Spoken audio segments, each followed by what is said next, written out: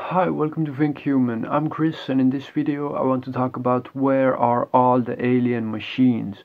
What I'm talking about are the one Neumann probes, and these are hypothetical machines. You can think of them either as small microscopic nanobots that can make copies of itself, or some kind of larger probes that can make copies of itself. And essentially how the thought would go, you can build this one Neumann probe, you send it out into space, and then it has propulsion systems, it can fly around.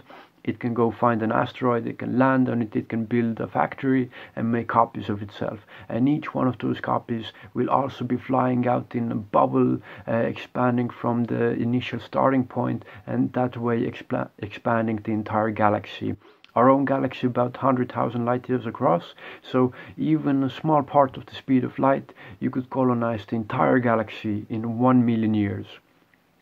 The Earth itself has been here for 4 billion years, so that's about, in the existence of Earth, 8,000 million years in total.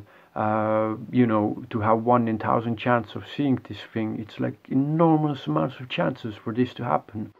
A lot of time, and nothing like this to see, not any evidence, not any spaceship on the moon, not some funny things around Jupiter, like whatever.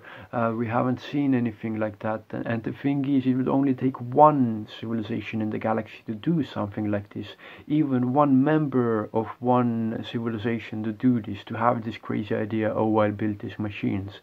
And with advanced technology, it would not be as difficult as we currently think of this, some kind of amazing engineering achievement. It would probably be as easy in like 1,000 years as making a drone, like nothing too crazy. So there is this serious question when we think about it. It only takes one, and it has been so much time for this to happen. Then like this is a real question, like where are these machines?